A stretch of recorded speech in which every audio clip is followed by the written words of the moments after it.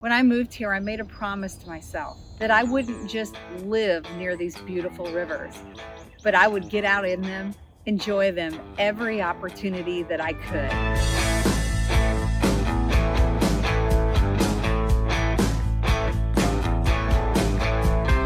Welcome to Whisked Away by Angela, where you come along with me on all my adventures, both big and small. There's always something about a day that stands out, something that really sticks with me. So we head into the kitchen and I create a dish inspired by wherever the day takes me. If you like great food, new adventures, and living life fully, you are in the right place. And I'm so glad you're here.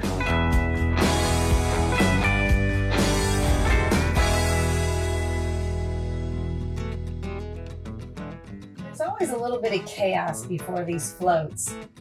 I'm digging around for sunscreen. Somebody's forgot where they put their fin. But that's kind of what I love about these mornings. Nobody's trying to impress anybody. We're just showing up with boards, snacks, water shoes, and a plan to spend the entire day outside on the water together. And then comes my favorite part. That first second when the board touches the water. The talking quiets down for a minute. Everybody spreads out, and suddenly the whole day opens up in front of you. Here we go.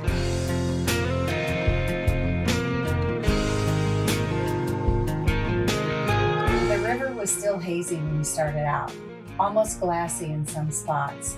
It felt like we had somehow gotten there before the rest of the world woke up. Just the sound of the paddles hitting the water and everybody slowly finding their rhythm. That peaceful quiet lasted, I don't know, maybe 5 minutes. Then somebody started yelling across the river. Somebody bumped boards and then I almost fell in. And after that, we laughed basically the entire day. Yay! What I love about these paddle days is that the group is always a little different. Old friends, new friends, somebody always brings somebody along for the first time. And by the end of the float, it somehow feels like everybody's known each other forever. There's always a moment where the river decides to humble you a little. You think you're doing great, and then suddenly, you're sideways in the current, wondering how everybody else made it look so easy. The rapids are half adrenaline, half survival. And honestly, that's the most fun of all.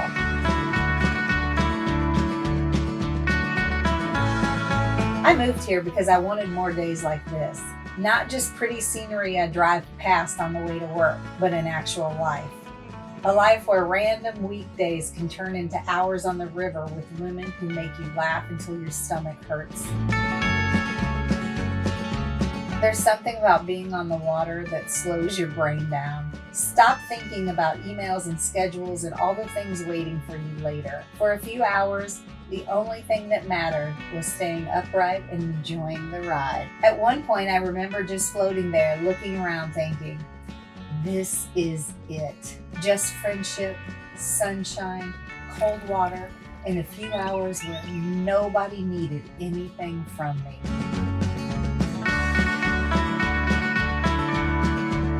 By the end of the float, we were exhausted, starving, sunburned, and already talking about doing it again. Everybody starts the day looking polished and organized, and ends it soaking wet, carrying a deflated board back to their car.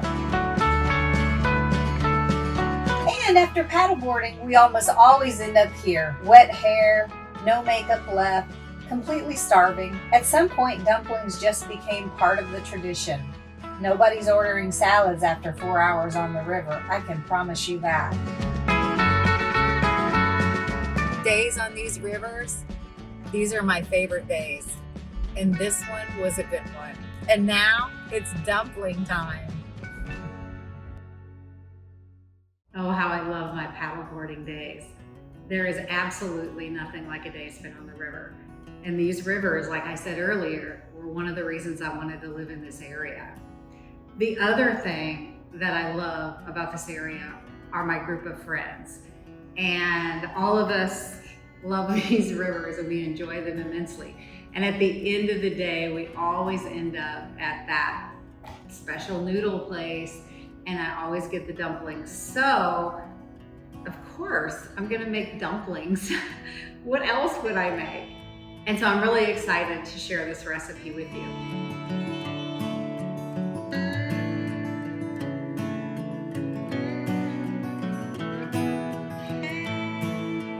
This is a recipe that I tweaked. I actually got this recipe from Chef Ryan Lopez. I took a class under him in Oklahoma City when he was living there. He's a chef from the Midwest.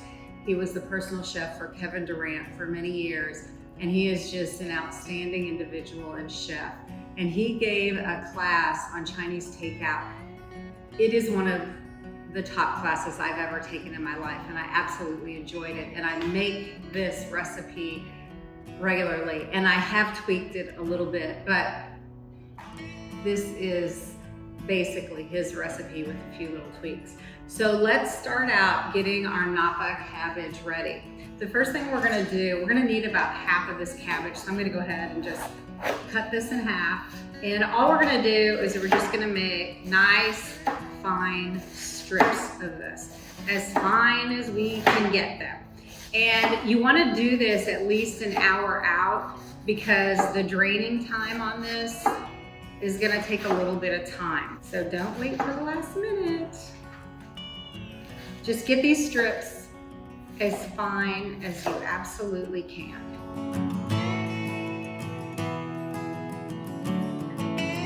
All right, I think I have this fine enough. We're going to put this in a strainer or colander here. That. Then we're gonna rinse this really well. Cool water, of course. I think I have as much moisture as I can get out of this cabbage. And we're gonna lay it here on our dish towel. I'm gonna spread it around. I'm gonna fold this over. And then I'm just gonna roll up the dish towel. And this is going to help absorb all the moisture that's left in the cabbage. Just like that. And then I'm going to set this to the side for 45 minutes to ensure that we have all the moisture possible out of this cabbage. Next, super easy. We're going to get our green onion ready, or our scallions. We're just going to take the tops off, the root section, and then we're gonna take most of the green top off. Okay, our onions look nice and minced. Now we are going to prepare the ginger. And I'm gonna be honest, I'm not a huge fan of ginger, but I will tell you that just a touch of ginger does make a difference in this recipe. So I always make sure that I add a bit. Okay, there we go. We got it peeled. I use this little guy right here that I zest my lemons with, or limes. That's what I use for ginger, and it does a fantastic job. And I'm just gonna run it down. And I'm gonna use about half of this. That's gonna be plenty. Okay, we are ready to roll as soon as our cabbage is completely dried out. So our cabbage has dried for 45 minutes, should be completely ready to prepare the filling for our pot stickers or dumplings, whichever you call them. I'm gonna start with a pound of breakfast sausage. I use breakfast sausage because number one, it has a really high fat content, which makes for a really rich filling. You need all that fat, and it's got a little bit of spice to it already. To that, I'm gonna add 1/3 of a cup of minced raw shrimp.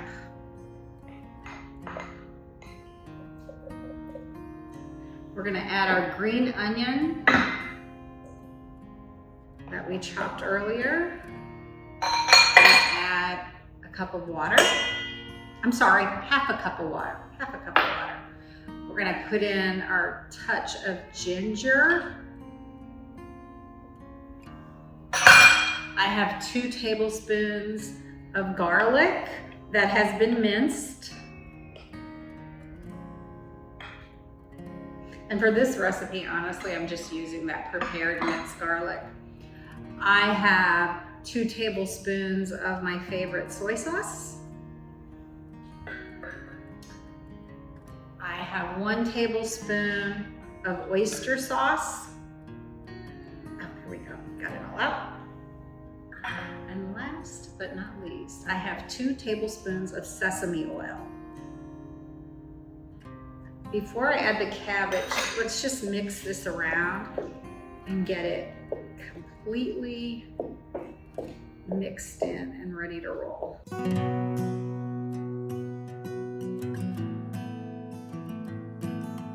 Great, that looks terrific. Now we're gonna add our cabbage. Just add the cabbage to the meat mixture and mix it in a little at a time until it is completely mixed together.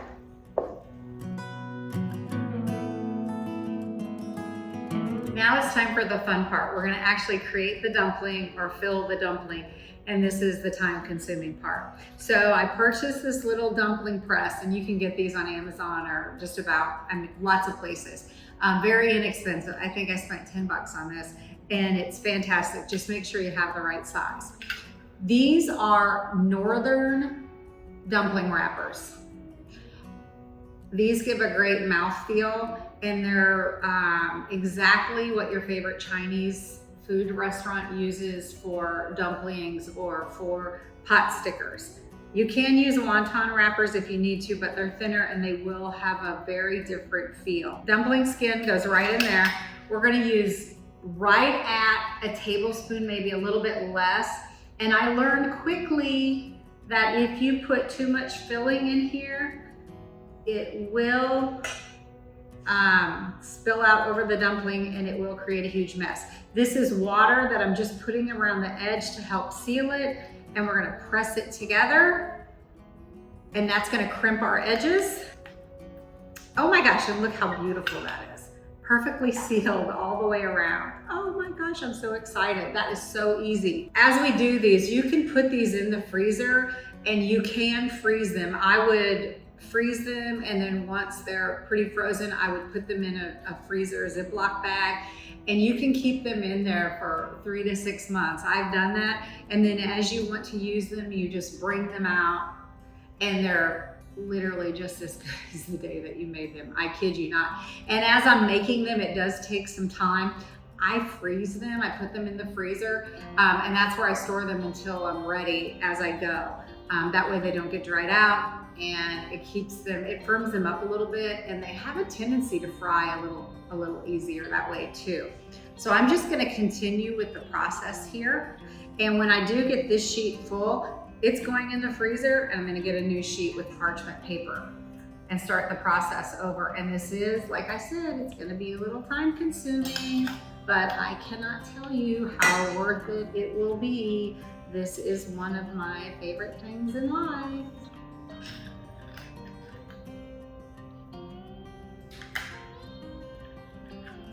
Perfect little dumpling, perfect crimped edge. And we're just gonna keep going.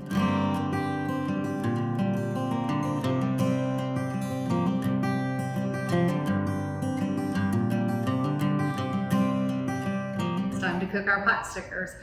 We are gonna start with about 3 tablespoons of oil, and this needs to be an oil that can handle high temperatures, such as avocado, or this is a mix of avocado and canola oil. We're gonna get our pan nice and hot before we ever add these pot stickers to it. And just a teeny bit more of that. There we go. And I'm gonna test that oil. We're ready. Okay. Gonna place our pot stickers down in the hot oil. And of course, a pot sticker has one side that has a slight amount of sear to it. We don't want to fill our pan with too many dumplings. I find that about 8 to 9 are perfect. We want to cook it just like this without touching them for about 4 minutes until we have a really nice sear across the bottom. You don't want to disturb them. You want to just leave them alone so that they can cook and get that nice sear across the bottom. 4 minutes. It's time for dumplings. Oh my gosh, they look fantastic. Gotta be careful getting these out. They do stick a little bit.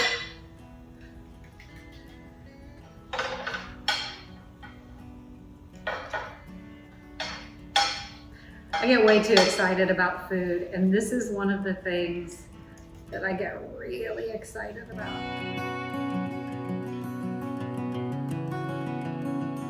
You can make lots of different sauces. I'm eliminating sugar from my diet currently, so I'm not gonna add brown sugar, but you can definitely add some brown sugar to this. A little rice wine vinegar, just a touch. And then your favorite chili sauce or sriracha. And here they are. I cannot find my chopsticks, and I am not going to wait to find them. I want to enjoy these while they're warm. So please forgive my fingers, but here it goes.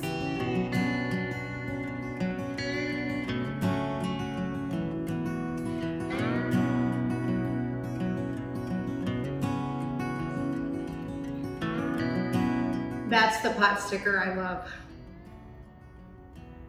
I hope you'll try this recipe at home, and I hope you enjoy them just as much as I do.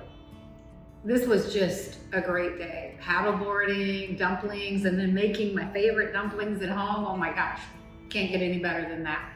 And I'm so glad you joined me. Until next time, eat deliciously, live fabulously, and thank you for letting me whisk you away.